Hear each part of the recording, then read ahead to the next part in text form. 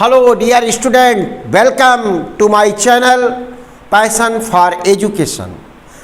Today we are going to discuss about class second year and इसमें बेटा हम लोग सबसे पहले बात करने वाले हैं जो हमारा क्लास सेकेंड ईयर का यूनिट नंबर फर्स्ट है जिसका नाम है रिप्रोडक्शन। क्लास 12 इसका यूनिट नंबर फर्स्ट जिसका नाम आपका है रिप्रोडक्शन। और इस रिप्रोडक्शन को बेटा हम बोलते हैं हिंदी में प्रजनन या जनन। इसको हम हिंदी में बोलते हैं प्रजनन या जनन। और ये जो हमारा यूनिट है इस यूनिट में हमारे टोटल 4 चैप्टर्स हैं। Chapter number first, chapter number second, chapter number third और चैप्टर नंबर फोर्थ। अगर हम चैप्टर फर्स्ट की बात करें तो ये है रिप्रोडक्शन इन ऑर्गेनिज्म यानी कि जीवों में जनन। और इस चैप्टर में हम लोग बात करते हैं कि रिप्रोडक्शन क्या है और जो डिफरेंट टाइप ऑफ ऑर्गेनिजम्स इस पृथ्वी पे हैं उनमें इस रिप्रोडक्शन के टाइप्स क्या हैं, जो रिप्रोडक्शन के टाइप्स हैं वो किस प्रकार के हैं और कैसे हैं, उनकी विधियां किस तरह की हैं। जो दूसरा चैप्टर हमारा है वो है sexual reproduction in flowering plants. तो sexual reproduction in flowering plants है, ये हमारा है बेटा सेकेंड चैप्टर यानी पुष्पीय पौधों में लैंगिक जनन। तो यहाँ पे जो हमारे फ्लावरिंग प्लांट्स हैं जिनमें फ्लावर्स लगते हैं ऐसे पौधों में सेक्सुअल रिप्रोडक्शन कैसे होता है इसकी बात की जाएगी।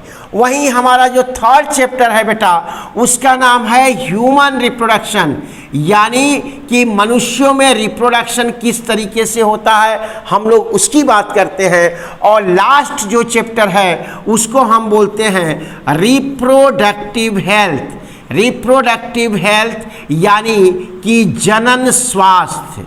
तो ये हमारे कुल मिला के जो यूनिट फर्स्ट है उस यूनिट फर्स्ट से आपके 4 चैप्टर हैं। फर्स्ट चैप्टर आपका reproduction in organism, second sexual reproduction in flowering plants, third human reproduction और फोर्थ रिप्रोडक्टिव हेल्थ।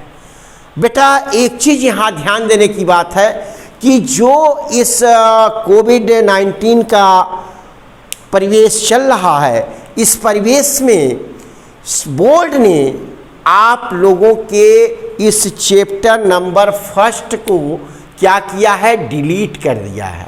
यानी ये रिड्यूस्ड सिलेबस है। ये आपसे आपके जो एग्ज़ाम होंगे उस एग्ज़ाम में क्लास सेकेंड ईयर का जो आपका बोर्ड एग्ज़ाम होगा उस बोर्ड एग्ज़ाम में आपके यहाँ से इस चैप्टर से कोई क्वेश्चन नहीं आएंगे। और ये बात सिर्फ और सिर्फ एकेडमिक सेशन के लिए है। लेकिन जो ये चैप्टर नंबर 2 आपका है, चैप्टर 3 है और चैप्टर 4 है, यहाँ से आपके क्वेश्चन आएंगे। और नवंबर एंड दिसंबर में आपका जो एग्ज़ाम होने वाला है टर्म फर्स्ट, इस टर्म फर्स्ट में आपके इन जो रेस्ट 3 चैप्टर्स हैं चैप्टर नंबर 2, 3 और 4 यहाँ से आपके ऑब्जेक्टिव नेचर के क्वेश्चन आएंगे यानी कि मल्टीपल चॉइस क्वेश्चन MCQ आएंगे आपके। Is that clear? तो हम लोगों को जब कॉम्पिटिटिव पॉइंट ऑफ व्यू से ध्यान देना होगा तो उस कंडीशन में आपको ये चारों चैप्टर्स को पढ़ना होगा। लेकिन बोर्ड के पॉइंट ऑफ व्यू से जब हम बात करेंगे तो सिर्फ और सिर्फ बेटा हमें पढ़ना होगा केवल और केवल चैप्टर 2, 3 और 4। तो हम अभी बोर्ड के पॉइंट ऑफ व्यू से आपकी बात करने जा रहे हैं। और ये चैप्टर नंबर 2 से हम इसकी शुरुआत करेंगे। लेकिन चैप्टर नंबर 2 को शुरू करने के पहले जो हम चैप्टर नंबर 1 है रिप्रोडक्शन इन ऑर्गेनिज्म, तो हम पहले इस यूनिट के रिप्रोडक्शन की बात करेंगे, उसके टाइप्स की बात करेंगे और उनके कुछ कैरेक्टरिस्टिक्स को देखेंगे और फिर हम अपने इस सेकेंड चैप्टर की शुरुआत करेंगे। ओके बेटा, तो हम लोग शुरू करते हैं अपने इस सेकेंड चैप्टर के। पहले जो रिप्रोडक्शन इन ऑर्गेनिज्म है, उस रिप्रोडक्शन इन ऑर्गेनिज्म में ये देखना चाहेंगे कि जो ये रिप्रोडक्शन हमारा है, वो रिप्रोडक्शन सभी जीवों में जितने भी लिविंग ऑर्गेनिजम्स हैं उनमें ये रिप्रोडक्शन किस तरीके से होता है। लेकिन किस तरीके से होता है इसको जानने के पहले हमें ये जानना है कि what is reproduction. What is reproduction यानी कि जनन किसे कहते हैं। तो बेटा आप लोगों को अच्छे से पता होगा कि कोई भी ऑर्गेनिज्म जो लिविंग थिंग्स है और इस अर्थ पे आपको चारों तरफ दिखाई दे रहा है, चाहे वो डिफरेंट टाइप ऑफ प्लांट्स हो, डिफरेंट टाइप ऑफ एनिमल्स हो, ह्यूमन बीइंग्स हो, माइक्रो ऑर्गेनिजम्स हैं, उन सब लिविंग थिंग्स में अपने समान अपने संतान को बनाने की क्षमता होती है। और किसी भी ऑर्गेनिज्म में इस तरह की बायोलॉजिकल एक्टिविटी, इस तरह की जैविक प्रक्रियाएं जिसके द्वारा वह अपने जैसी ही अपनी संतान बनाने में सक्षम होता है, उसको हम बोलते हैं रिप्रोडक्शन। यानी कि reproduction it is a biological process, it is a biological process by which an organism have ability to reproduce and form their new offspring। यानी किसी भी ऑर्गेनिज्म के द्वारा अपने समान किसी भी ऑर्गेनिज्म के द्वारा जो अपने समान नए संतान को बनाने की एबिलिटी होती है, और एबिलिटी ये बायोलॉजिकल प्रोसेस के रूप में होती है, उसी को हम बोलते हैं रिप्रोडक्शन। तो मेरे समझ से आपको ये बात बहुत स्पष्ट तरीके से समझ में आ गई होगी। और अब हम ये देखना चाहेंगे कि जो ये रिप्रोडक्शन है वह रिप्रोडक्शन, चूँकि जो ऑर्गेनिज्म आपके हैं, अभी हमने बात किया कि इनमें डाइवर्सिटी है या डिफरेंट टाइप्स के हैं, डिफरेंट हैबिटेट्स में रहते हैं, तो उनके अनुरूप उनमें जो ये रिप्रोडक्शन होता है, अगर हम इस रिप्रोडक्शन के टाइप्स की बात करें, इसके प्रकार की बात करें, ये डिफरेंट टाइप ऑफ ऑर्गेनिजम्स में, तो ये रिप्रोडक्शन बेटा हमको दिखाई देता है 3 तरीके से। हालांकि बेसिकली ये 2 तरीके का होता है। एक को हम बोलते हैं एसेक्सुअल रिप्रोडक्शन, और जो दूसरा हमारा होता है उसको बोलते हैं बेटा सेक्सुअल रिप्रोडक्शन। यानी कि बेसिकली हमारे शरीर में या किसी भी लिविंग ऑर्गेनिज्म के शरीर में वो जो बायोलॉजिकल एक्टिविटी है जिसके द्वारा वह अपने जैसे दूसरे ऑफस्प्रिंग को बनाने की क्षमता रखता है, वो 2 तरह का है, एसेक्सुअल और दूसरा आपका सेक्सुअल। इस एसेक्सुअल का ही एक टाइप होता है बेटा जो हमारा क्या कहलाता है, वेजिटेटिव प्रोपोगेशन इसको बोलते हैं, या प्रोपोगेशन, वेजिटेटिव प्रोपोगेशन। और ये जो वेजिटेटिव प्रोपोगेशन है इसे आप कई बुक्स में इस रूप में देखेंगे कि ये एक तीसरे टाइप्स के रूप में दिया हुआ है। क्या? Vegetative propagation. जब आप हायर क्लासेस में जाते हैं, बीएससी में जाएंगे, ग्रेजुएशन में, तो वहाँ पे आप देखेंगे कि जो ऑर्गेनिजम्स होते हैं उनमें ऑलरेडी इसको इसी तरह से दिया हुआ है कि ऑर्गेनिज्म में जो रिप्रोडक्शन होता है वो वेजिटेटिव, एसेक्सुअल और सेक्सुअल रूप में होता है। लेकिन इंटरमीडिएट स्तर पे बेटा ये डिफ्रेंसिएशन इनमें जो वास्तव में होता है वो ये वेजिटेटिव प्रोपोगेशन आपके एसेक्सुअल रिप्रोडक्शन का ही एक टाइप होता है। ठीक है, तो आप इस डिफरेंस को थोड़ा सा जानेंगे। हालांकि थोड़ा सा मेथड जो उनका होता है वो डिफरेंट होता है एसेक्सुअल से, और कुछ सीमित जीवों में ही ये पाया जाता है। तो इसलिए आपके हायर ऑर्गेनिज्म में ये चीज़ें नहीं दिखाई देती, ये चीज़ें लोअर ऑर्गेनिज्म में ही आपको दिखाई देती हैं। तो इसलिए इसको थोड़ा डिफरेंट कर दिया गया है आपके हायर क्लासेस में। लेकिन बेसिकली जो आपके इंटरमीडिएट लेवल पे हैं वहाँ पे एसेक्सुअल के एक टाइप के रूप में इसको बताया गया है। और दूसरी नंबर चीज़ कि अब हम एसेक्सुअल सेक्सुअल रिप्रोडक्शन के बीच में डिफरेंस को जानना चाहेंगे। तो ये अगर हम बात करें तो इसके कॉन्टेक्स्ट में बेटा हम लोग बात करते हैं कि सबसे पहले दोनों का कंपैरिजन हम कर लेंगे यहाँ पे। तो आप ध्यान से बने रहिए हमारे साथ और इसको समझने का प्रयास करिए कि हम बात कर रहे हैं बेटा कि जो ये हमारा रिप्रोडक्शन है, ये रिप्रोडक्शन आपके दो तरीके का दिखाई दे रहा है।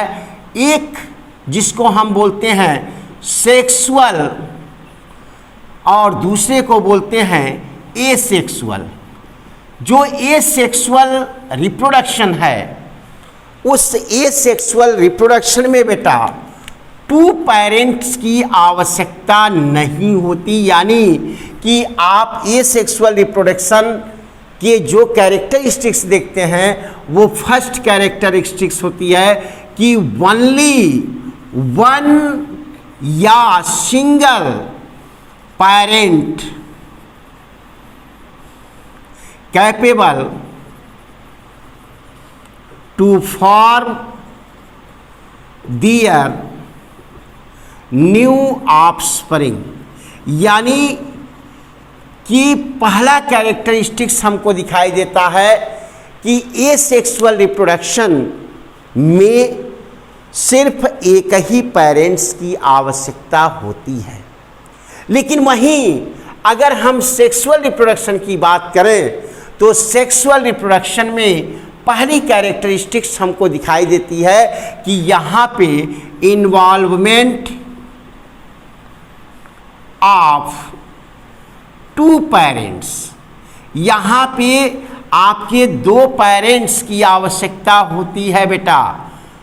और ये जो दो पेरेंट्स होते हैं उनमें एक मेल, ये मेल का साइन है होता है, और दूसरा आपका फीमेल होता है, यानी कि मेल और फीमेल दो पेरेंट्स की आवश्यकता होती है। दूसरी नंबर चीज़ अगर हम बात करेंगे एसेक्सुअल रिप्रोडक्शन की, तो यहाँ पे there is no formation and fusion of gametes takes place, यानी इसमें किसी भी प्रकार के गैमीट का न तो फॉर्मेशन होता है और न तो उसका फ्यूजन होता है। लेकिन बेटा वहीं पे अगर हम बात करते हैं इस सेक्सुअल रिप्रोडक्शन के कॉन्टेक्स्ट में, तो यहाँ पे चूंकि दो तरह के पेरेंट का इन्वॉल्वमेंट आप देख रहे हैं, इसलिए यहाँ पे दो प्रकार के टू टाइप्स के, यानी एक मेल गैमीट और दूसरा आपका फीमेल गैमीट, मेल और फीमेल गैमीट का फॉर्मेशन, यानी मेल और फीमेल गैमीट का फॉर्मेशन और फ्यूजन ये आपका होता है ये आपको यहाँ पे दिखाई देता है। यानी सेक्सुअल रिप्रोडक्शन की बात करेंगे तो वहाँ पे formation and fusion of female and male gamete takes place, यानी इसमें मेल और फीमेल गैमीट का फॉर्मेशन होगा। इज दैट क्लियर बेटा? तीसरी नंबर बात अगर हम करते हैं तो जो एसेक्सुअल रिप्रोडक्शन होता है इसमें जो ऑफस्प्रिंग बनती है यानी जो संतान बनती है वह संतान are similar oblique exact copy या identical copy of their parents, यानी इसमें जो संतान बनती है वह संतान अपने जो पेरेंट होते हैं उनके बिल्कुल ही सिमिलर होती है, उनके बिल्कुल आइडेंटिकल होती है, यानी कि there is no any type of किसी भी प्रकार का मॉर्फोलॉजिकल, यानी मॉर्फोलॉजिकल का मतलब कि उसके संरचनात्मक रूप से एंड जेनेटिकल यानी कि आनुवांशिक रूप से किसी भी प्रकार का कोई भी चेंज दिखाई नहीं देता। मीन्स कि मॉर्फोलॉजिकली एंड जेनेटिकली ऑफस्प्रिंग जो होती है वह ऑफस्प्रिंग आइडेंटिकल होती है किसके?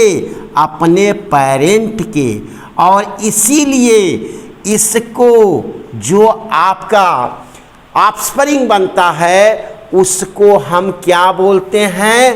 Clone, CLONE।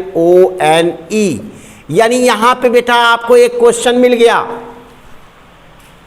कि व्हाट इज क्लोन, तो clone is genetically and morphologically identical to their parents, यानी कि जो एसेक्सुअल रिप्रोडक्शन के द्वारा ऑफस्प्रिंग बनता है वह ऑफस्प्रिंग आपका क्या होता है? जेनेटिकली और मॉर्फोलॉजिकली सिमिलर होता है, आइडेंटिकल होता है, और उसमें किसी भी प्रकार का कोई चेंज इस तरह का नहीं दिखाई देता, इसलिए उसको हम क्या बोलते हैं? क्लोन बोलते हैं। जबकि अगर हम यही बात सेक्सुअल रिप्रोडक्शन करने वाले ऑर्गेनिज्म के बीच देखें तो यहाँ पे जो ऑफस्प्रिंग बनती है यह ऑफस्प्रिंग अपने पेरेंट के बिल्कुल ही आइडेंटिकल नहीं होती है, अपने पेरेंट के बिल्कुल आइडेंटिकल नहीं होती है, बल्कि ऐसे ऑफस्प्रिंग में दोनों पेरेंट्स के बोथ पेरेंट्स के कैरेक्टर्स या ट्रेट्स आपको दिखाई देते हैं। और दूसरी नंबर चीज, कई सारे कैरेक्टर्स उसके पेरेंट्स के सिमिलर होते हैं और कई सारे कैरेक्टर या ट्रेट्स उस पेरेंट्स से डिफरेंट भी होते हैं। यानी ये जो पेरेंट्स के ट्रेट्स हैं, गुण हैं, लक्षण हैं, वो लक्षण डिफरेंट के साथ साथ आपके सिमिलर भी होते हैं। Is that clear? अब ये जो डिफरेंट कैरेक्टरिस्टिक्स ऑफस्प्रिंग में दिखाई देते हैं, जैसा कि यहाँ पे नहीं है, लेकिन एसेक्सुअल रिप्रोडक्शन में नहीं होता, क्योंकि यहाँ एक ही पेरेंट की ज़रूरत है और इसमें किसी भी प्रकार के गैमीट का फ्यूजन नहीं होता। एक क्वेश्चन बेटा यहाँ से हम डिस्कस करना चाहते हैं आपसे। आपके जो नवंबर दिसंबर में ऑब्जेक्टिव टाइप्स के क्वेश्चन आपके सामने आएंगे उसमें रीजन और एसेर्शन टाइप के क्वेश्चंस पूछे जाएंगे। जनरली जो क्वेश्चन आपके सिंपल होते हैं, एमसीक्यू टाइप के क्वेश्चन आपने सॉल्व भी किए होंगे, कुछ कॉन्सेप्ट बेस्ड पे होते हैं, कुछ फैक्ट बेस्ड पे होते हैं, लेकिन अब आपके सामने केस स्टडी टाइप के ऑब्जेक्टिव क्वेश्चंस भी पूछे जाएंगे। ओके बेटा, तो हमने अभी आपसे क्या कहा कि जो ये ऑफस्प्रिंग इस सेक्सुअल रिप्रोडक्शन के दौरान बन रहा है, वो ऑफस्प्रिंग आपका सिमिलरिटीज के साथ साथ कुछ डिफरेंसेस भी रखता है, और इसी डिफरेंसेस से आपके क्या आते हैं बेटा, इन्हीं को बोलते हैं वेरिएशन। यानी जो वेरिएशन आपका होता है, जिसको आप बोलते हैं विभिन्नताएं, यानी ये वेरिएशन जो होता है वो केवल और केवल सेक्सुअल रिप्रोडक्शन के कारण आता है। कारण इसका क्या है, इसका रीजन क्या है, क्योंकि यहाँ पे मेल एंड फीमेल गैमीट का इन्वॉल्वमेंट होता है, और इस मेल गैमीट में और फीमेल गैमीट में जो जेनेटिक मटेरियल होता है, जिसे आप जानते हैं कि डीएनए कहते हैं, वो जेनेटिक मटेरियल आपका दोनों का डिफरेंट होता है। यानी जो जेनेटिक मटेरियल है, ये जेनेटिक मटेरियल आपके दोनों के डिफरेंट होते हैं। जो जेनेटिक मटेरियल है वो आपका डीएनए होता है, और डीएनए से ही आपके क्रोमोसोम्स बनते हैं, और क्रोमोसोम्स पे जीन लगे होते हैं, आपको पता है ये बात। तो ये जो मेल गैमीट होते हैं, उनके कैरेक्टर्स, उनमें पाए जाने वाले क्रोमोसोम्स और उस पर जो जीन होते हैं, जिसकी वजह से उनके गुण आते हैं, कैरेक्टर्स आते हैं, वो डिफरेंट होते हैं, और इन दोनों के इस जेनेटिक मटेरियल का क्रॉसिंग ओवर होता है। यानी होमोलोगस क्रोमोसोम्स जो इन दोनों में होते हैं, इसकी बात हम लोग जेनेटिक्स में जो यूनिट नंबर 2 है वहाँ पे करेंगे, और डिटेल स्टडी इसकी करेंगे कि ये जो मेल और फीमेल गैमीट के जेनेटिक मटेरियल हैं, उनके जो होमोलॉगस क्रोमोसोम्स हैं, उनकी पेयरिंग होती है, उनका आपका उनके बीच क्रॉसिंग ओवर होता है क्रोमैटिड्स का, जिसकी वजह से ये कुछ कैरेक्टर आपके इनसे डिफरेंट हो जाते हैं, और उन्हीं को हम बोलते हैं वेरिएशन, यानी विभिन्नताएं, जो अंतर आपको दिखाई देता है। Is that clear? अब देखो, ये जो वेरिएशन होता है, यही वेरिएशन आपका कुछ समय बाद क्या जन्म देता है, इसी की वजह से आपके न्यू कैरेक्टर्स जो आ रहे हैं, न्यू ट्रेट्स जो आ रहे हैं, वही एक समय के पश्चात क्या होते हैं, न्यू स्पीसीज का फॉर्मेशन कर देते हैं, और इसी से जन्म होती है किसकी, डाइवर्सिटी की। यानी जो डिफरेंट ऑर्गेनिज्म के बीच डिफरेंट टाइप्स है, उनका डिफरेंट हैबिटेट्स है, उनके डिफरेंट स्पीसीज हैं, उसका कारण सिर्फ और सिर्फ सेक्सुअल रिप्रोडक्शन है। ये चीज़ें जो डाइवर्सिटी आपको इस पूरे पृथ्वी पे दिखाई दे रही है, ये डाइवर्सिटी आपके एसेक्सुअल रिप्रोडक्शन के द्वारा नहीं हो सकती, क्योंकि यहाँ पे आइडेंटिकल आपके ऑफस्प्रिंग बनते हैं जो जेनेटिकली और मॉर्फोलॉजिकली सिमिलर होते हैं, उनको क्लोन कहते हैं। और यहाँ पे जेनेटिकली और मॉर्फोलॉजिकली भी डिफरेंसेस आते हैं, और यही डिफरेंस आपका वेरिएशन को जन्म देता है। इसी वेरिएशन से नए कैरेक्टर आते हैं जो आगे चल के न्यू स्पीसीज का फॉर्मेशन करते हैं, और इससे आपके डाइवर्सिटी को जन्म मिलता है। तो यहाँ से बेटा जो मैं डिस्कस कर रहा था आपसे कि जो क्वेश्चन आपके आते हैं उस क्वेश्चन में एमसीक्यू जो क्वेश्चन आएंगे, आपको मैं एक एमसीक्यू क्वेश्चन यहाँ से अभी तक का जो आपने कॉन्सेप्ट देखा है उस कॉन्सेप्ट के आधार पे हम एक क्वेश्चन को डिस्कस करने जा रहे हैं आपसे। और जरा सा ध्यान से आप इस बात को देखिएगा, इस क्वेश्चन को समझने का प्रयास करिएगा और देखिए कि आप कितना उस क्वेश्चन को अच्छे तरीके से सॉल्व कर सकते हैं। जो अब तक के कॉन्सेप्ट को आपने इस वीडियो लेक्चर से देखा है और उसको आपने समझा है, उसके आधार पे हम एक क्वेश्चन को सॉल्व करने का प्रयास करते हैं। हमारा क्वेश्चन है, ये क्वेश्चन आपके जो रीजन और एसेशन टाइप के आते हैं उसमें एसेशन जो है वो एसेशन आपका ये कहता है कि जो क्लोन्स आर आइडेंटिकल टू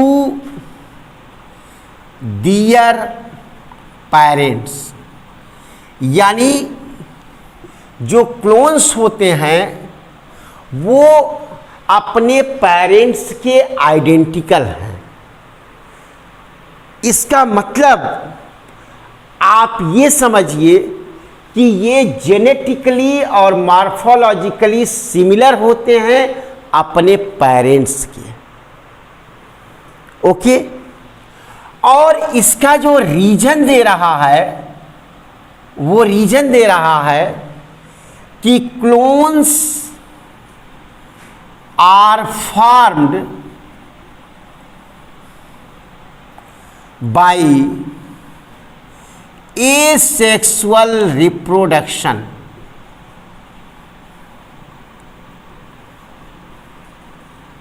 यानी यहां पे आपके दो स्टेटमेंट्स हैं। एक एसेशन जो है वो ये कह रहा है कि clones are identical to their parents, और रीजन आपका दे रहा है कि clones are formed by asexual reproduction. और जो आपके ऑप्शंस हैं जो वो है, ए आपका दे रहा है कि both assertion and reason are true and reason is correct explanation of assertion. यानी कि ये दोनों स्टेटमेंट आपके ट्रू हैं और ये जो रीजन दे रहा है यह रीजन करेक्ट एक्सप्लेनेशन है आपके इस एसेर्शन का। जो बी ऑप्शन आपका दे रहा है वो दे रहा है कि both A and R true but R is not correct explanation of assertion. यानी कि दोनों स्टेटमेंट ट्रू हैं लेकिन वो इसका करेक्ट एक्सप्लेनेशन नहीं है। तीसरा क्वेश्चन ऑप्शन आपका दे रहा है कि ए यानी कि assertion is true but reason is wrong. यानी कि एसेर्शन आपका सही है लेकिन रीजन इसका गलत है। और डी ऑप्शन आपका दे रहा है कि both assertion and reason are wrong, यानी कि दोनों गलत स्टेटमेंट हैं। अब आप बताइए कि जो अभी आपने एसेक्सुअल और सेक्सुअल रिप्रोडक्शन के बीच डिफरेंसेस देखा था उनके कैरेक्टर्स के बेसिस पे, उससे आपके अनुसार इसका आंसर क्या होगा? Is that clear? आप प्रयास करिए और सोचिए कि इसमें से ए बी सी डी में से क्या सही होगा। तो सही क्या है बेटा? ए ऑप्शन आपका बिल्कुल करेक्ट है। और जो आपका ये OMR शीट दिया गया होगा, उस OMR शीट में अगर ये क्वेश्चन नंबर आपका 1 होगा तो वहाँ पे ये 1 के सामने आपका ऐसे 4 क्या बने हुए होंगे? सर्कल बने होंगे। इसमें A, इसमें B, इसमें C और इसमें D लिखा होगा। और जो आपको A ऑप्शन अगर करेक्ट लग रहा है तो इस A ऑप्शन को ब्लैक जो आपका पेन होगा उस ब्लैक पेन से इस तरीके से आपको सर्कल कर देना है। और सर्कल बिल्कुल इसी तरीके से करना है, आप देखिए। और ये OMR शीट आपकी कंप्यूटराइज्ड होती है, इसको फोल्ड नहीं करना होता है। और इस तरीके से आप अपने आंसर को ट्रिक नहीं करते, बल्कि ये चीज़ आप अपने माइंड में रखते हैं कि इसका A ऑप्शन सही है और उस A ऑप्शन को यहाँ पे बबल कर देते हैं। Is that clear? अब थोड़ा सा इसी क्वेश्चन को हम चेंज करते हैं, और चेंज ये करते हैं कि यहाँ दे रहा है कि clones are identical to their parents. Is that clear? अब इस क्वेश्चन को थोड़ा हम चेंज कर दिए और क्वेश्चन का हमने नेचर थोड़ा बदल दिया, और हमने यहाँ लिखा, ये क्वेश्चन नंबर 2 अगर मान लीजिए आप, तो क्वेश्चन 2 है, एसर्शन दे रहा है कि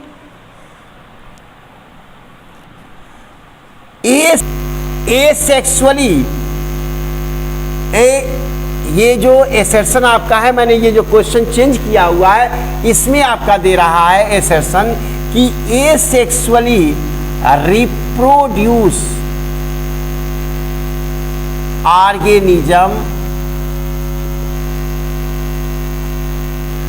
ऑर्गेनिजम्स ऑफस्प्रिंग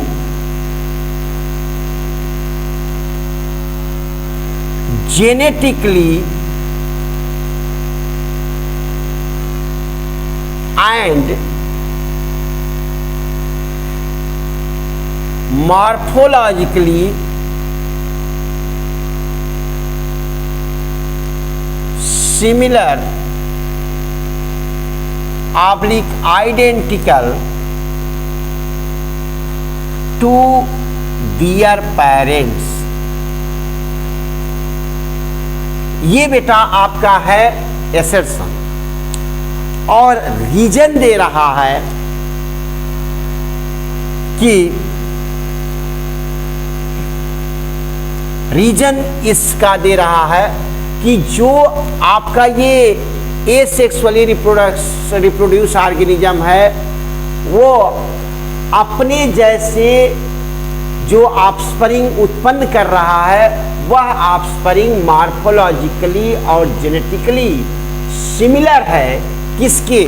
ये जेनेटिकली एंड मॉर्फोलॉजिकली सिमिलर है किसके? अपने पेरेंट्स। Is that clear? और इसका जो रीजन दे रहा है, वो रीजन ये दे रहा है कि genetic materials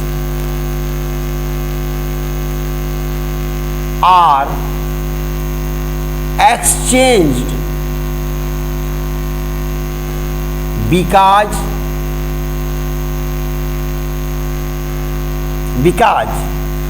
male and female gametes fused।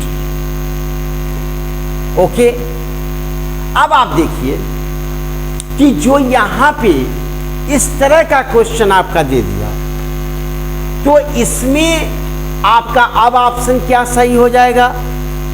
आप थोड़ा सा कॉन्सेप्ट के आधार पे इसको सॉल्व करने का प्रयास करिए, और आपका ये दूसरे क्वेश्चन का भी इसी तरीके से OMR शीट जो आपकी है, उस OMR शीट में आपके फिर इसी तरीके से सर्कल आपके बने हुए हैं, A, B, C और D। Then what is the correct answer? Are you think? और बेटा इसका करेक्ट आंसर आपका होगा, आप खुद देखिए कि अभी जो पीछे हमारे इस वीडियो लेक्चर में आपने देखा है कि एसेक्सुअल रिप्रोडक्शन करने वाले जो ऑर्गेनिज्म होते हैं, उनके जो ऑफस्प्रिंग होते हैं, वो जेनेटिकली एंड मॉर्फोलॉजिकली सिमिलर होते हैं। ये बिल्कुल सही है। और जब आप सेक्सुअल रिप्रोडक्शन को देख रहे थे तो वहां आपने देखा था कि ये जो जेनेटिक मटेरियल का एक्सचेंज होता है वो किसमें होता है? मेल और फीमेल गैमीट जब फ्यूज करते हैं तब होता है। तो ये किसकी विशेषता है? Sexual reproduction. और इसी की वजह से वहाँ पे क्या होते हैं, कुछ कैरेक्टर डिफरेंट हो जाते हैं, कुछ कैरेक्टर सिमिलर रह जाते हैं, और जो डिफरेंट कैरेक्टर्स आते हैं अपने पेरेंट्स से वो ही वेरिएशन का कारण होते हैं। उसी की वजह से वेरिएशन आती है, और वो वेरिएशन की वजह से जो कैरेक्टर बदले हुए हैं वो आपके न्यू स्पीसीज का फॉर्मेशन करते हैं, जिससे न्यू आपका स्पीसीज का फॉर्मेशन होता है और डाइवर्सिटी को जन्म मिलता है। और ये डाइवर्सिटी ह्यूमन वेलफेयर के लिए बहुत ही आवश्यक है बेटा। तो ये रीजन जो इसका दे रहा है वो क्या है? वो सेक्सुअल रिप्रोडक्शन का है। और यहाँ जो दे रहा है वो एसेक्सुअल रिप्रोडक्शन की बात कर रहा है। तो ये स्टेटमेंट आपका सही है, और इसका ये करेक्ट रीजन तो नहीं है। लेकिन एक चीज ये भी है कि इस एसर्शन का ये करेक्ट रीजन नहीं है, लेकिन जो genetic material are exchanged because male and female gametes fused, तो ये एक अगर स्टेटमेंट की बात करें तो उस कंडीशन में वो ट्रू है। यानी कि जेनेटिक मटेरियल एक्सचेंज होते हैं क्योंकि मेल और फीमेल गैमीट एक दूसरे से फ्यूज कर रहे हैं, और जब फ्यूजन होगा तो जाहिर सी बात है मेल गैमीट और फीमेल गैमीट का जेनेटिक मटेरियल डिफरेंट होता है। तो एक्सचेंज उनमें जो होता है वो एक्सचेंज इस मेल और फीमेल गैमीट के फ्यूज होने से होता है। तो एक स्टेटमेंट के रूप में तो ये ट्रू है, लेकिन इस स्टेटमेंट का ये एक्सप्लेनेशन नहीं है। तो ऑप्शन आपका क्या सही हो जाएगा? अगर एक्सक्लूडिंग मेथड देखें तो A and R are wrong, नहीं, ये गलत ऑप्शन है। इसके हिसाब से A is true, R is wrong, ये भी गलत है, क्योंकि ये दोनों स्टेटमेंट ट्रू हैं। यानी कि अगर बी की हम बात करें कि both A and R are true but R is not correct explanation of this assertion, तो सही क्या हो जाएगा? आपका बी सही होगा। तो यहां पे आप सर्किल किसको करेंगे? इस बी को। इज दैट क्लियर बेटा? तो इस तरीके से हम लोगों ने जो देखा था अभी आपका ये सेक्सुअल और एसेक्सुअल रिप्रोडक्शन को हम लोग समझ लिए हैं। एसेक्सुअल रिप्रोडक्शन आपके लोअर ऑर्गेनिजम्स में पाए जाते हैं, और कुछ आपके जो क्या नाम है आपके प्लांट्स हैं और एनिमल्स हैं उसमें पाए जाते हैं। लेकिन जो सेक्सुअल रिप्रोडक्शन है वो सिर्फ और सिर्फ हायर ऑर्गेनिजम्स में पाया जाता है। लोअर ऑर्गेनिजम्स में सेक्सुअल रिप्रोडक्शन नहीं पाया जाता। Is that clear? तो ये हम लोगों ने बात किया। और अब जो हमारा दूसरा चैप्टर है वो दूसरा चैप्टर हमारा है बेटा sexual reproduction in flowering plant. और ये जो sexual reproduction in flowering plants है, अब हम लोग बात, चूंकि हम लोग एसेक्सुअल और सेक्सुअल रिप्रोडक्शन को समझ लिए हैं, इसलिए अब अगला जो हम लोग स्टार्ट कर रहे हैं अपना एक कॉन्सेप्ट हम लोगों ने इन दोनों पे डेवलप कर लिया है। तो अब हम लोग बात करते हैं कि जो हमारा चैप्टर नंबर 2 है जिसको हम बोलते हैं sexual reproduction in flowering plants.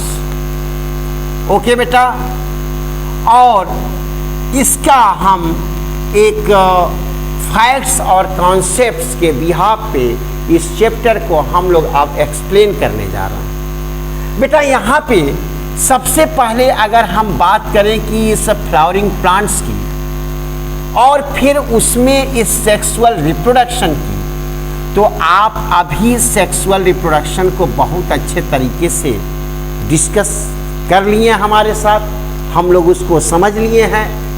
ये जो फ्लावरिंग प्लांट्स हैं, उन फ्लावरिंग प्लांट्स में ये सेक्सुअल रिप्रोडक्शन किस तरीके से होता है, क्यों होता है, इसको हम डिस्कस करेंगे। लेकिन उसको जानने के पहले हम लोग थोड़ी सी बात करते हैं क्लास फर्स्ट ईयर में जो आपने किंगडम पढ़ा हुआ है, R.H. विटकर को याद करिए। 1969 में R.H. विटकर साहब ने इन्होंने ऑल ऑर्गेनिजम्स को 5 किंगडम में क्लासिफाई किया था, और वो आपको याद होगा कि किंगडम 5 क्या थे, मोनेरा, प्रोटिस्टा, फंजाई, प्लांटी और एनिमेलिया। Is that clear? और कैरोलस लिनियस साहब भी आपको याद होंगे, जो क्या है आपके फादर ऑफ टेक्सोनॉमी है, और टेक्सोनॉमी का मतलब आप समझते हैं कि आइडेंटिफिकेशन, क्लासिफिकेशन एंड नॉमेनक्लेचर। यानी taxonomy is the branch of biology which deals with identification, classification and nomenclature. उसमें जब हम क्लासिफिकेशन की बात किए थे कैरोलस लिनियस के अनुसार या अन्य साइंटिस्ट के अनुसार, तो आपने वहाँ पे अच्छे तरीके से देखा था कि जो टेक्सोनॉमिक कैटेगरीज होती है उसमें सबसे पहले आपका kingdom, phylum, class, order, family, genus और स्पीशीज, ये आते हैं। ये उनका टेक्सोनॉमिक कैटेगरीज है।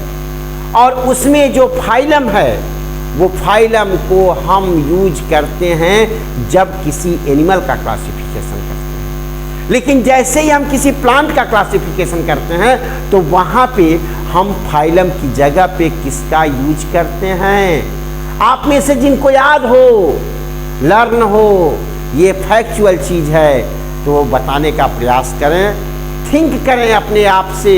और एक चीज़ और बेटा आप ध्यान से समझिएगा कि कोई भी व्यक्ति अपने आप से झूठ नहीं बोल सकता।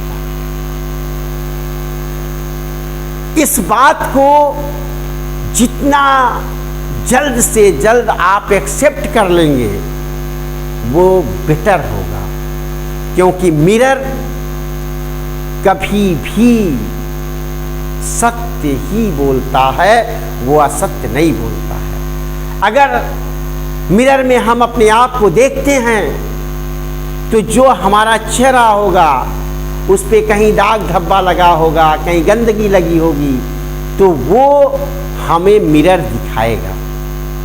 लेकिन हम अगर मिरर को साफ करने लगे तो ये हमारी भूल है कि गंदगी मिरर की वजह से, बल्कि जब तक हम अपने चेहरे को साफ नहीं करेंगे तो मिरर तो वही चीज़ दिखाएगा जो हमारे अंदर है, हमारे चेहरे पे लगा हुआ है। तो हम अपनी गंदगी को, चेहरे की गंदगी को साफ करेंगे तो मिरर उस तरह से साफ चेहरा दिखाएगा। तो प्रत्येक व्यक्ति इस चीज़ को जानता है कि वह किस लेवल पे है, उसकी एबिलिटी क्या है, वह कितना डीप नॉलेज रखता है, कितना बेटर कॉन्सेप्ट रखता है, कितना बेटर फैक्ट उसको लर्न। तो बेटा इस चीज़ को ध्यान में रखिए, और अपने आप से अगर आपके माइंड में इस क्वेश्चन का जवाब आ गया हो जो अभी हमने यहाँ पे डिस्कस किया आपसे, कि फाइलम की जगह पे जब आप किसी प्लांट का क्लासिफिकेशन करते हैं तो फाइलम की जगह पे टेक्सोनॉमिक कैटेगरीज में क्या यूज करते हैं, तो वो है आपका डिवीजन। यानी जो kingdom, phylum, class, order, family, genus, species आप करते हैं, यानी कि जब क्लासिफिकेशन करते हैं तो सबसे पहले किंगडम, फिर आपका आता फाइलम, फिर आपका आता kingdom, phylum, class, order, family, genus और स्पीसीज। तो यहाँ इस फाइलम की जगह पे जब हम ये एनिमल के बजाय अगर किसी प्लांट का क्लासिफिकेशन करते हैं तो उस कंडीशन में हम यहाँ पे वर्ड यूज करते हैं डिवीजन। क्या यूज करते हैं? डिवीजन। बाकी सेम चीज़ें रहेंगी, यही चीज़ें रहेंगी, लेकिन वो इस कंटेक्स्ट में आ जाएंगे। और ये किसका हो जाएगा? आपका प्लांट का क्लासिफिकेशन। Is that clear? तो यही मेरा क्वेश्चन था और ये फैक्ट बेसिस पे था।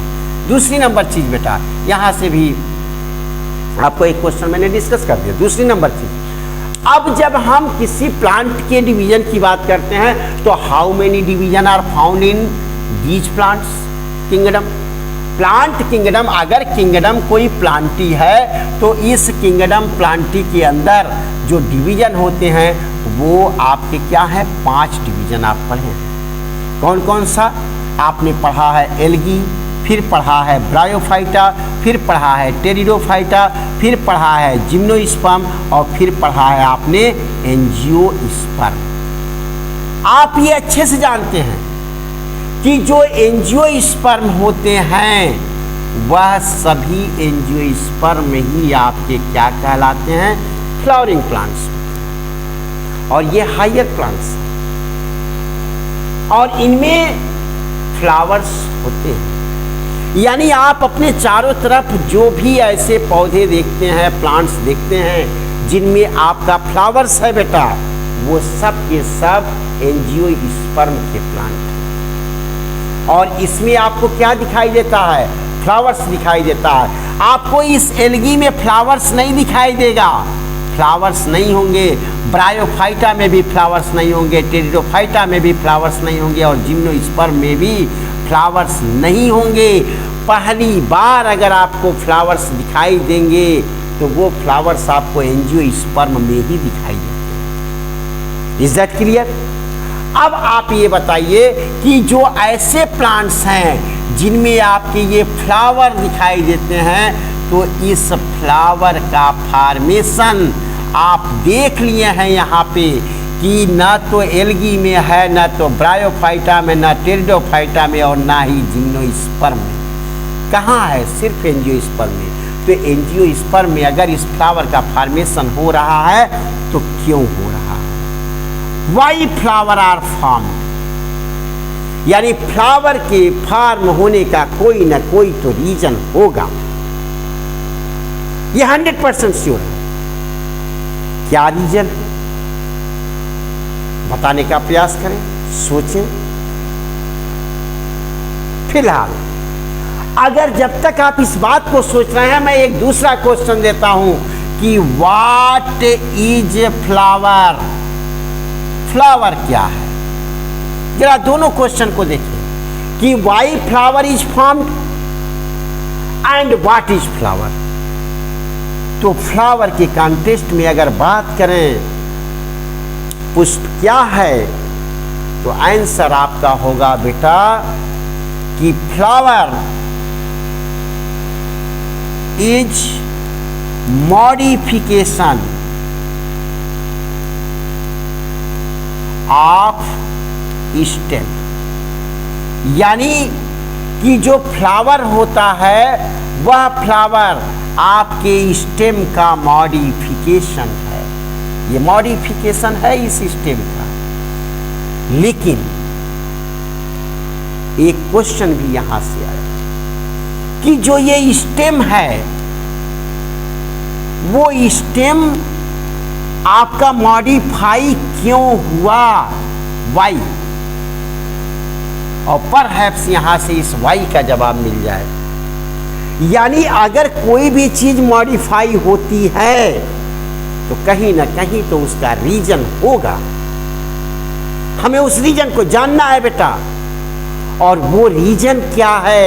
तो वो रीजन है कि स्टेम मॉडिफाई होकर के फ्लावर का फॉर्मेशन करता है। क्यों? क्योंकि जो इस यूनिट का नाम है क्या नाम है? रिप्रोडक्शन। यानी कि जो स्टेम है वो स्टेम आपका मॉडिफाई हुआ ताकि वह रिप्रोडक्शन कर सके और इसीलिए इस फ्लावर का फॉर्मेशन हुआ। तो फ्लावर का फॉर्मेशन क्यों हुआ? रिप्रोडक्शन के कारण। और रिप्रोडक्शन क्या है? अभी मैंने पीछे डिस्कस किया था आपसे, ताकि वह प्लांट्स अपने जैसे दूसरे प्लांट्स का फॉर्मेशन कर सके। लेकिन किस तरीके से? तो सेक्सुअल रिप्रोडक्शन, यानी फ्लावर का फॉर्मेशन सेक्सुअल तरीके से रिप्रोडक्शन करने के लिए हुआ है। Is that clear? अब बेटा, अब हम अगर इतनी बात जान गए तो हम अब ये जानने का प्रयास करेंगे कि जो ये फ्लावर होता है उस फ्लावर के पार्ट्स क्या होते हैं। Is that clear? तो हम लोग अब डिस्कस करेंगे बेटा कि जो हमारा फ्लावर्स है उस फ्लावर के पार्ट्स क्या हैं। तो यहाँ आप देखिए, जो हमारे ये फ्लावर हैं, इस फ्लावर की अगर बात करें तो हम ये तो जान गए कि फ्लावर क्या है, फ्लावर का फॉर्मेशन किस लिए हुआ। अब ये देखेंगे कि पार्ट्स ऑफ फ्लावर क्या है, पार्ट्स ऑफ फ्लावर। और जब हम इसकी बात करते हैं तो आप बेटा इस चीज को देखिए कि जो हमारा फ्लावर है उस फ्लावर में 4 वर्ल पाए जाते हैं, 4 घेरे पाए जाते हैं। और उन चारों वर्ल्स का नाम आप देखें तो सबसे पहला वर्ल्स आपका होता है जिसको हम बोलते हैं कैलिक्स। क्या बोलते हैं बेटा? कैलिक्स। जो दूसरा वर्ल होता है उसको हम बोलते हैं करोला। जो थर्ड वर्ल हमारा होता है उसको बोलते हैं एंड्रोसियम। ये ध्यान रखिएगा, एंड्रोइशियम। और जो फोर्थ और लास्ट वर्ल होता है उसको बोलते हैं गाइनोसियम। यानी हमारे फ्लावर में ये 4 पार्ट्स, किसी भी फ्लावर को आप देखेंगे तो आपका दिखाई देता है सबसे पहला कैलिक्स, सेकेंड आपका करोला, थर्ड आपका एंड्रोसियम और फोर्थ आपका गाइनोसियम। अगर हम बात इस कैलिक्स की करें तो कैलिक्स ये आपका first whorl of the flower है, सबसे पहला घेरा होता है। और ये आपको दिखाई देता है कब? जब एक फ्लावर बड के रूप में होता है, कली के रूप में होता है।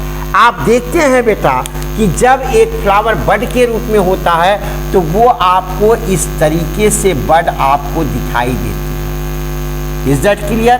और इस बड में आपको इस तरीके से संरचनाएं आपको दिखाई देंगी। ऐसा स्ट्रक्चर उस बड का फॉर्म होगा, आपको ऐसा बड आपको दिखाई देता है। और जो ये पूरा बड का स्ट्रक्चर है ना, ये पूरा का पूरा बेटा आपका ग्रीन कलर का होता है। क्लियर है? और जैसे जैसे ये फ्लावर डेवलप करता है, ये बड डेवलप करती है, वैसे वैसे ये जो पार्ट इसके जो बड के रूप में दिखाई दे रहे हैं, ऐसे ये चीजें आपकी क्या होती है? ब्रेक कर जाती है और ये हर पार्ट इसका अलग हो जाता है। अगर इस पार्ट को हम अलग करते हैं, जैसे आप देखिए, चाहे वो हिबिस्कस रोजा साइनेंसिस हो, तो उसमें हिबिस्कस रोजा साइनेंसिस में आपको ये इस तरीके से दिखाई देता है बेटा, ऐसा स्ट्रक्चर दिखाई देता है। ऐसा स्ट्रक्चर आपको हिबिस्कस रोजा साइनेंसिस में दिखाई देता है। और आप देखते हैं तो वहाँ पे आपका इस तरीके का स्ट्रक्चर आपको दिखाई देगा, ऐसा स्ट्रक्चर दिखाई देगा। Is that clear?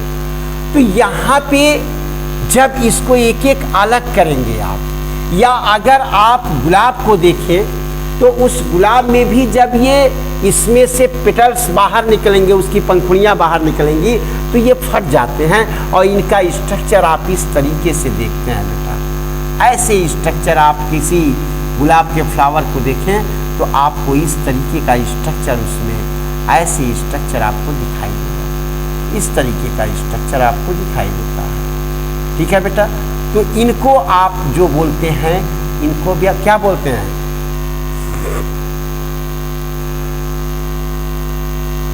बोलो। इनको बोलते हैं सेपल्स। क्या बोलते हैं बेटा? सेपल्स। यानी ये जो भी हैं ये सेपल्स हैं, ये सब के सब क्या हैं? सेपल्स हैं। तो यहाँ से आप ये कह सकते हैं कि कैलिक्स जो हमारा होता है वो कैलिक्स क्या होता है? Calyx is group of sepals. Calyx हमारे इस ग्रुप का सेपल्स होता है, यानी कई सारे सेपल्स आपस में ग्रुप्ड होकर के किसका फॉर्मेशन करते हैं? कैलिक्स का। Is that clear? और इसका वर्क अगर हम देखें तो इस कैलिक्स का जो वर्क होता है बेटा, इसका वर्क होता है प्रोटेक्शन का। ये प्रोटेक्शन का काम करता है। और प्रोटेक्शन किस तरीके का करता है? किससे करता है प्रोटेक्शन? बड का प्रोटेक्शन करता है। यानी जब एक फ्लावर का फॉर्मेशन होता है, शुरू होता है, उस कॉन्टेक्स्ट में जो ये आपका कैलिक्स है, वह कैलिक्स उस बड को इन्वायरमेंटल कंडीशन से, रेन से, क्या नाम है, धूप से, जो एयर विंड तेजी से बह रही उससे, इन सब चीज़ों से, इंसेक्ट से उस बड को सुरक्षा प्रदान करता है। Is that clear? अब अगर हम इस करोला की बात करें तो ये करोला इसी तरह से क्या होता है बेटा? आपको अभी हमने बताया कि जब ये बड के अंदर डेवलपमेंट शुरू होगा, तो जब ये ब्रेक होंगे तो यहाँ से आपके बाहर की तरफ क्या निकलेंगे? ऐसे आपके पेटल्स निकलेंगे बेटा। ऐसे पेटल्स यहाँ से निकलेंगे, इस तरह से ऐसे पेटल्स आपको दिखाई देंगे ऐसे। और ये जो पेटल्स होंगे, पेटल्स, तो आप देखिए बेटा, मैं फिर थोड़ा सा नीचे बना रहा हूँ ताकि आपको क्लियर कट दिखाई दे। यहाँ पे ये फर्स्ट पार्ट आपने समझ लिया है कैलिक्स को। अब अगर हम ये करोला की बात करते हैं तो ये करोला इसी तरह से आपका क्या होता है? ग्रुप ऑफ पेटल्स होते हैं। ये क्या होता है? ग्रुप ऑफ पेटल्स होता है। यानी कई सारे पेटल्स आपस में मिलकर के किसका फॉर्मेशन करते हैं? करोला का फॉर्मेशन करते हैं। और ये करोला आपका सेकेंड वर्ल होता है किसका? फ्लावर का। ये दूसरा घेरा होता है, दूसरा चक्र होता है। और ये जो पेटल्स होते हैं, ये पेटल्स आपके कलर्ड होते हैं, यानी कई रंग के। और ये कलर्ड क्यों होते हैं? For attraction of insects. ये इंसेक्ट्स को अट्रैक्ट करने के लिए होते हैं। और ये जो इंसेक्ट्स हैं, उस इंसेक्ट्स को, उन कीट को ये अट्रैक्ट क्यों करते हैं? इसका रीजन आपका है, ये भी आप बता सकते हैं। ये सब फैक्ट्स हैं बेटा, आपको लर्न करने होंगे। और यहां से रीजन असर्शन का भी क्वेश्चन बन सकता है। ये इसलिए इंसेक्ट्स को अट्रैक्ट करते हैं फॉर पॉलिनेशन, इस पॉलिनेशन के लिए। और फिर पॉलिनेशन क्या होता है? अगर इसकी भी बात करें तो ये पॉलिनेशन होता है आपका, अभी आगे का ये जो पढ़ेंगे तो वहाँ पे मैं डिस्कस करूँगा इसको कि ये पॉलिनेशन क्या होता है। पॉलिनेशन आप ये समझिए कि जो फ्लावर है, उस फ्लावर में जो मेल और फीमेल गैमीट का फॉर्मेशन हो रहा है और होगा आगे आप देखेंगे। तो जो फीमेल गैमीट है उस फीमेल गैमीट के पास तक मेल गैमीट को पहुंचाने के लिए आपके माध्यम की आवश्यकता होती है और वो जो मीडियम होता है वो इंसेक्ट्स होते हैं, एयर होती है, आपका वाटर होता है, एनिमल्स होते हैं, ह्यूमन बीइंग्स होते हैं और इन्हीं के द्वारा जो आपके पॉलन ग्रेन्स होते हैं वो पॉलन ग्रेन्स आपके फ्लावर के फीमेल पार्ट स्टिग्मा पे पहुंचते हैं। तो ट्रांसफर, यहाँ पे इस पॉलिनेशन को आप बोलते हैं transfer of pollen grains from anther to stigma. यानी एंथर जो होता है, अभी हम आगे बात कर रहे हैं, एंथर से स्टिग्मा पे इस पॉलन ग्रेन्स का ट्रांसफर करने का जो काम होता है वो पॉलिनेशन होता है। पॉलिनेशन को हम आगे अपने टॉपिक्स में अभी डिस्कस करेंगे। ओके बेटा। दूसरी नंबर चीज कि अब हम अगर इन दो चीज़ों को समझ लिए, अच्छे से अगर समझ लिया आपने इसको कि कैलिक्स और करोला को समझ लिया, तो नेक्स्ट जो ये थर्ड पोर्शन हमारा है जिसको हम बोलते हैं एंड्रोसियम और थर्ड पार्ट होता है इस फ्लावर का, उसको जो एंड्रोसियम है, ये एंड्रोसियम क्या है? तो androecium third whorl of the flower. Is that clear? ये एंड्रोसियम होता क्या है? तो एंड्रोसियम बेटा आपका होता है ग्रुप ऑफ स्टेमेंस। ये स्टेमेंस का ग्रुप है। जिस तरीके से कैलिक्स को आपने क्या बोला था, जरा रिवाइज कीजिए अपने आप को। तो कैलिक्स को आपने बोला था कि ये आपका ग्रुप ऑफ सेपल्स है। क्लियर? आपने करोला को क्या देखा था कि करोला आपका ग्रुप ऑफ पेटल्स है। Is that clear? ये ग्रुप ऑफ सेपल्स जो कैलिक्स का फॉर्मेशन कर रहा है, तो इस कैलिक्स का वर्क क्या है? ये प्रोटेक्शन का काम करता है। और ये प्रोटेक्शन किसका करता है बेटा? Protection of bud. Is that clear?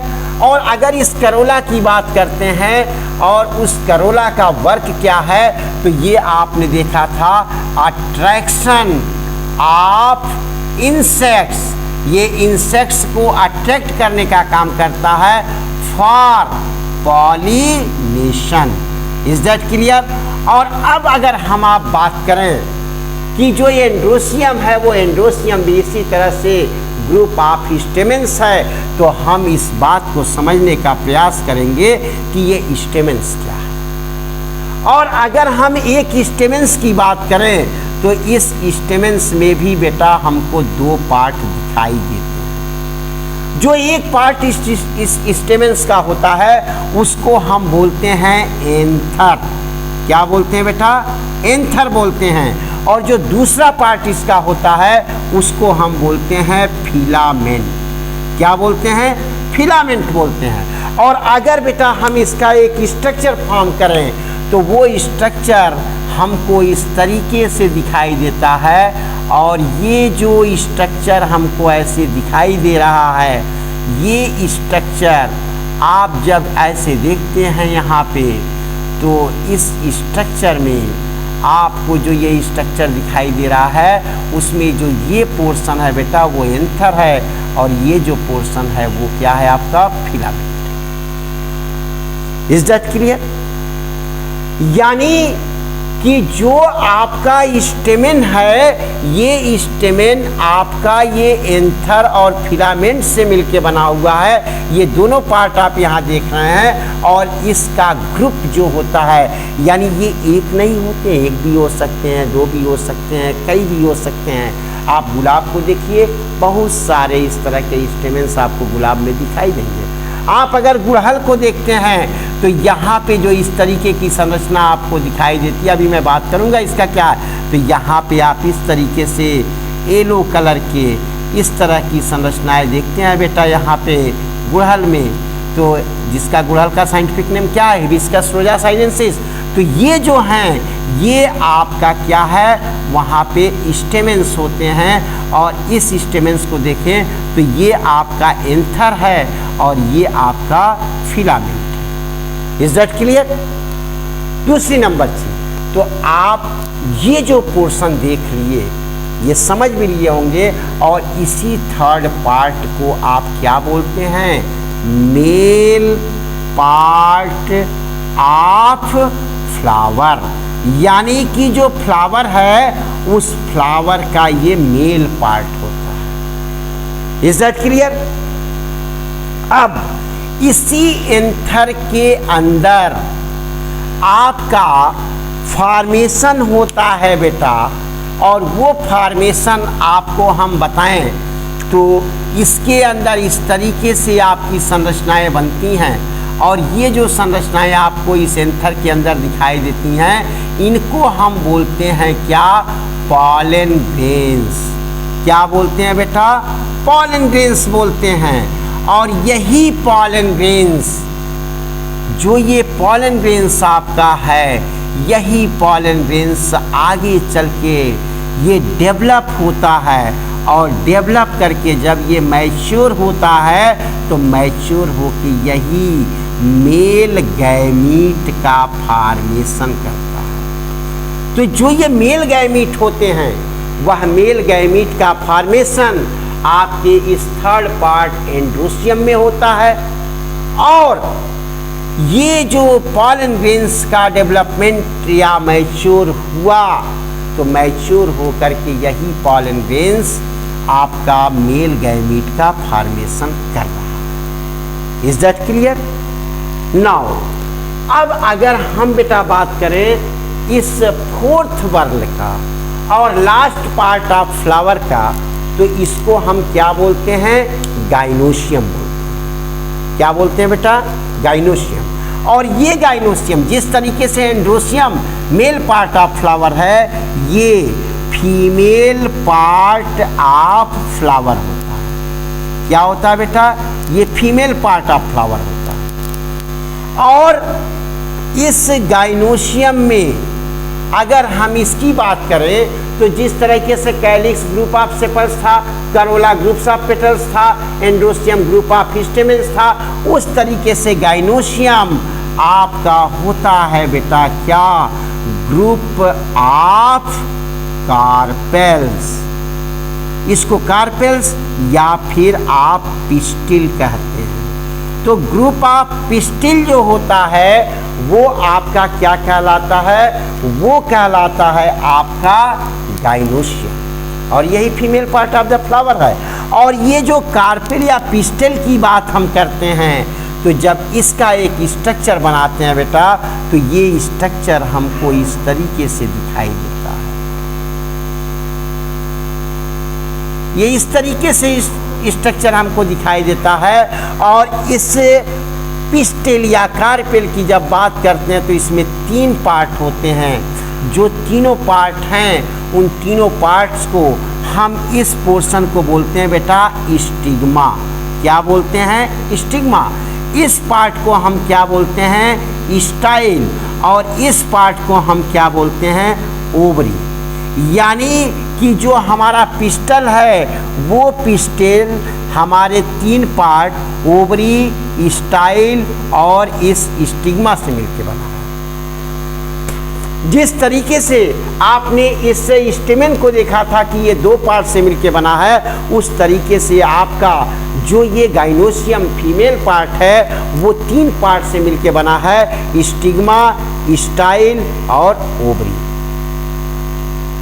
और इसी ओवरी के अंदर यहाँ पे आपके फीमेल गैमीट का फॉर्मेशन होता है। इवन मैं यहाँ भी सही स्ट्रक्चर नहीं बना रहा हूँ, इसके अंदर तमाम सारी प्रक्रियाएं होती हैं और मैं डिटेल इसका स्ट्रक्चर अभी बनाऊँगा आगे चल के, क्योंकि अभी मैं बात करूँगा कि इस पॉलन ग्रेन्स का जो फॉर्मेशन इस एंथर में हो रहा है, इस पॉलन ग्रेन्स के इस एंथर में फॉर्मेशन का प्रोसेस आपका जो होता है उसको आप बोलते हैं माइक्रोस्पोरोजेनेसिस। क्या बोलते हैं? माइक्रोस्पोरोजेनेसिस। Is that clear?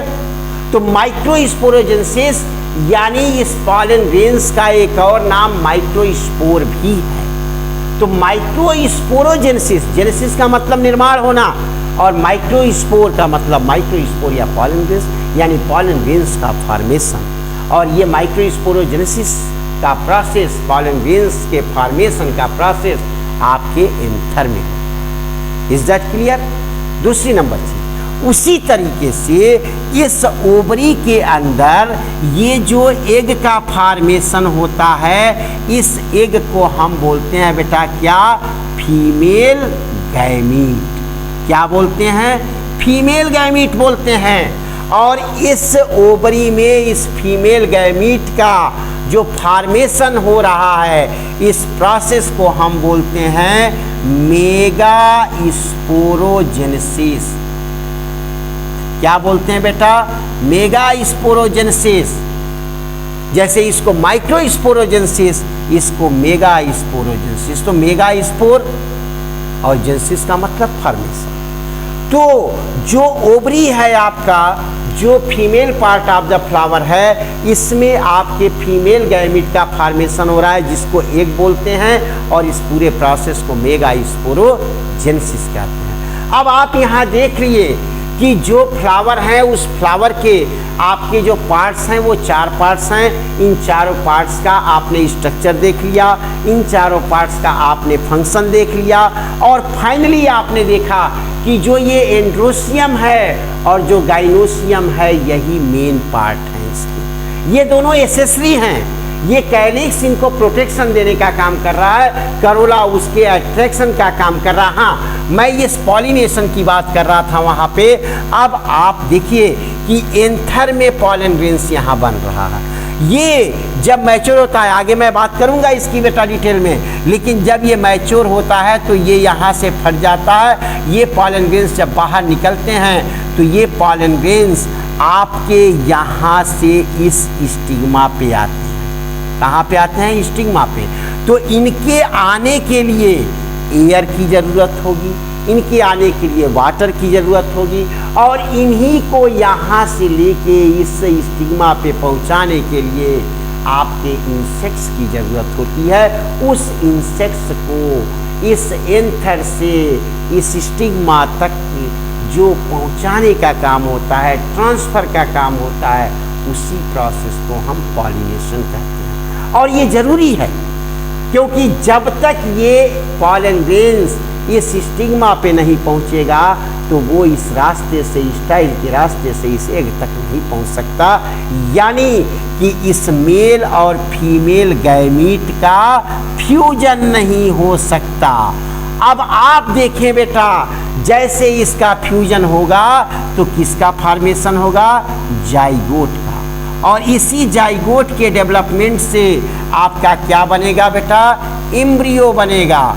और इसी एम्ब्रियो के फॉर्मेशन से, डेवलपमेंट से आपके सीड का फॉर्मेशन होगा, और इसी सीड के जर्मिनेशन से आपके न्यू प्लांट का फॉर्मेशन होगा। यानी कि आप देख रहे हैं कि जो न्यू प्लांट बन रहा है, वह न्यू प्लांट सीड से बन रहा है। सीड किससे बन रहा है? एम्ब्रियो से बन रहा है। एम्ब्रियो किससे बन रहा है? जाइगोट से बन रहा है। और जाइगोट कब बन रहा है? जब मेल गैमीट और फीमेल गैमीट का फ्यूजन हो रहा है। आप याद करिए, हमने अभी थोड़ी देर पहले आपसे जब सेक्सुअल रिप्रोडक्शन की बात की थी, तो हमने आपको बताया था बेटा कि सेक्सुअल रिप्रोडक्शन में जो मेन उसकी कैरेक्टरिस्टिक्स होती है, वो सेक्सुअल रिप्रोडक्शन का मेन कैरेक्टरिस्टिक्स आपका क्या होता है बेटा? वो होता है कि formation and fusion of male and female gamete. इस बात को याद रखें आप कि formation of male and female gamete जो हो रहा है ये दोनों प्रोसेस, फॉर्मेशन का प्रोसेस और इसके फ्यूजन का प्रोसेस, किसके, मेल और फीमेल गैमीट। तो आपने देखा कि जो ये मेल एंड फीमेल गैमीट हैं, इस मेल और फीमेल गैमीट के जो फॉर्मेशन का प्रोसेस हो रहा है वो कहाँ हो रहा है, इस फ्लावर के थर्ड और फोर्थ पार्ट्स में। थर्ड पार्ट को क्या बोले, आपने बोला था androecium, is that clear. Fourth part को क्या बोला था, गाइनोसियम, इज दैट क्लियर। इस एंड्रोसियम और इस गाइनोसियम जो मेल और फीमेल पार्ट है, ये एंड्रोसियम आपका क्या था, ये आपका आपने देखा था ग्रुप ऑफ स्टेमेन था, और इस स्टेमेन का जो आपने स्ट्रक्चर देखा था तो ये आपके सामने है, ये आपका एंथर और दूसरा पार्ट आपका फिलामेंट, इज दैट क्लियर। और इसी एंथर में आपका फॉर्मेशन किसका हो रहा है, पॉलन ग्रेन्स का, क्लियर है। और ये पॉलन ग्रेन्स का जो फॉर्मेशन इस एंथर में हो रहा है वो माइक्रोस्पोरोजेनेसिस है। और दूसरा पार्ट जो ये फोर्थ पार्ट है जिसको गाइनोसियम कहते हैं, ये आपके 3 पार्ट से मिलके बना होता है। इन तीनों पार्ट्स को आप क्या बोलना है, स्टिग्मा, स्टाइल और ओवरी। और इस ओवरी में मेगा स्पोरोजेनेसिस प्रोसेस के थ्रू किसका फॉर्मेशन हो रहा है, फीमेल गैमीट का। तो आपने किसका देख लिया, ये फॉर्मेशन देख लिया। और इसका फ्यूजन आपने देखा कि इसके फ्यूजन के लिए किसकी ज़रूरत होती है, तो ये फ्यूजन आपका क्या कहलाता है।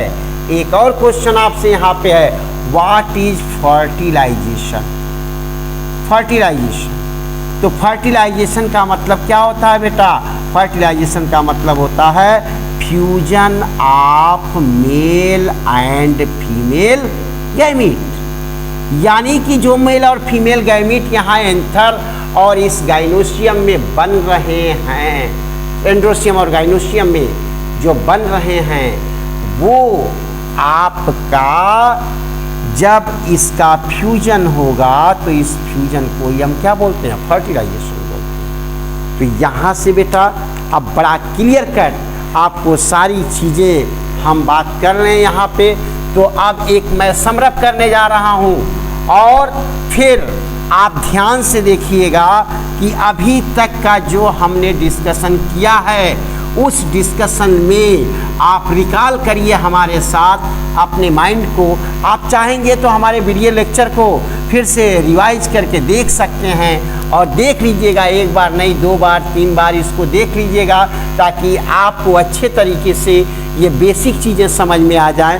तो आपको अब हम बात कर रहे हैं बेटा, हम बात कर रहे हैं सेक्सुअल रिप्रोडक्शन की। और इस सेक्सुअल रिप्रोडक्शन में आपने मेन कैरेक्टरिस्टिक्स देखा था कि सेक्सुअल रिप्रोडक्शन का मतलब कि formation of male and formation and fusion, ये 2 प्रोसेस बेटा, एक फॉर्मेशन का और दूसरा फ्यूजन का। Formation and fusion of male and female gamete, ये 2 चीज़ें यहाँ पे होंगी। ये सेक्सुअल रिप्रोडक्शन में नहीं होगा। अगर हम इस फॉर्मेशन की बात करें और इस फ्यूजन की बात करें, किसके, इस मेल और फीमेल गैमीट की, इनके फॉर्मेशन की और इनके फ्यूजन की बात अगर करें तो इसमें जो फॉर्मेशन होगा मेल और फीमेल गैमीट का, तो आप देख रहे हैं कि जो मेल गैमीट है बेटा, उस मेल गैमीट को आप क्या बोलते हैं, इसको बोलते हैं आप पॉलन ग्रेन्स। कोई प्रॉब्लम।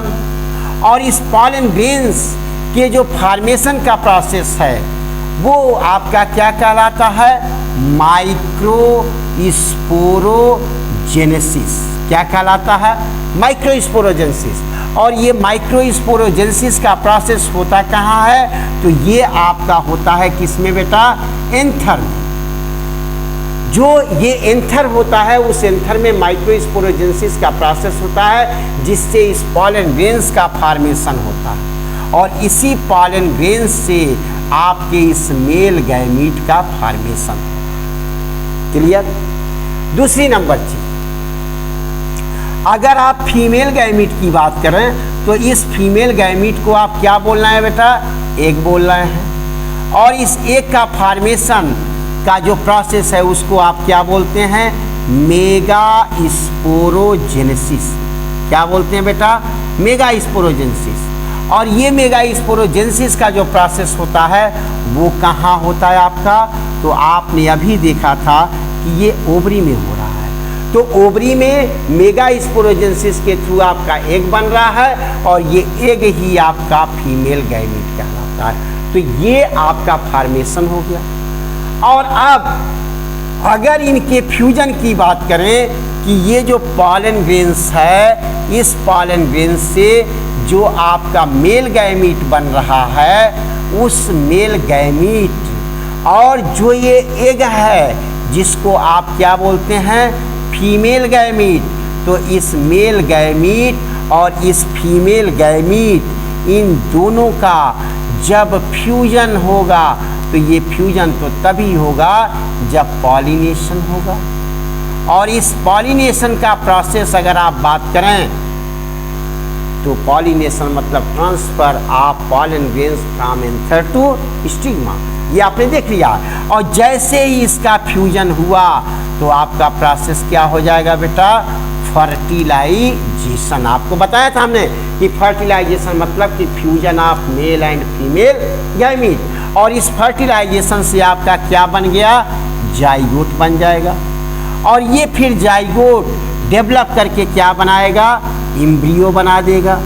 और ये एम्ब्रियो डेवलप करके क्या बना देगा? सीड बना देगा। और ये सीड आपका डेवलप करके जर्मिनेट करेगा और जर्मिनेट करके आपका क्या बना देगा? न्यू प्लांट बना देगा। तो इस तरीके से आपने देख लिया कि जो सेक्सुअल रिप्रोडक्शन है, उस सेक्सुअल रिप्रोडक्शन में formation and fusion of male and female gamete के परिणाम स्वरूप, at the result of formation and fusion of male gamete, new offspring of A plant is formed. तो बेटा आप हमारे इस वीडियो लेक्चर को बड़े ही सावधानी से, बड़े ही कमिटमेंट के साथ आप आराम से इसको देखिएगा, रिवाइज करके बार बार देख लीजिएगा और एक बेटर क्लियर कट कॉन्सेप्ट आप इसको समझने का प्रयास कीजिएगा। ये मेरा आपसे रिक्वेस्ट भी है और ये रिक्वेस्ट मैं अपने डेवलपमेंट के लिए नहीं बल्कि आपके डेवलपमेंट के लिए कह रहा हूँ। तो please see it, watch my this video lecture very carefully more than 2 times to develop a better concept on these topics which I discussed you here, ताकि आप आगे की जो बातें हों, आगे के जो टॉपिक्स हमारे हैं, अब हम बात करेंगे किसकी? इस माइक्रो स्पोरोजेनेसिस और इस मेगा स्पोरोजेनेसिस का। अब डीप स्टडी हम लोग करेंगे बेटा कि माइक्रो स्पोरोजेनेसिस का प्रोसेस कैसे होता है, कैसे गैमीट का फॉर्मेशन हो रहा है। जो मेल गैमीट है वो मेल गैमीट कैसे फॉर्म हो रहा है, पॉलन ग्रेन्स का फॉर्मेशन कैसे हो रहा है, एग का फॉर्मेशन कैसे हो रहा है। तो एक एक को अब स्टेप बाय स्टेप हम अपने नेक्स्ट वीडियो लेक्चर में देंगे। तो अगला नेक्स्ट वीडियो लेक्चर हमारा जो होगा वो माइक्रो स्पोरोजेनेसिस पे होगा। लेकिन before going to discuss these topics and we proceed on the next topic of this chapter sexual reproduction in flowering plant, आप इस वीडियो लेक्चर को फिर से देख लीजिएगा ध्यान से और अपने कॉन्सेप्ट को डेवलप कर लीजिएगा। तमाम सारे फैक्ट्स हमने बताए यहाँ पे, उसको आप नोट्स भी बना लीजिएगा और इसको अच्छे से समझ लीजिएगा, क्योंकि यही आपका बेसिक चीज़ें हैं, इसी के आधार पे आगे के सारे टॉपिक्स आपके क्लियर कट समझ में आएंगे, एक बेटर कॉन्सेप्ट आप डेवलप कर लेंगे। ओके, तब तक के लिए थैंक यू वेरी मच।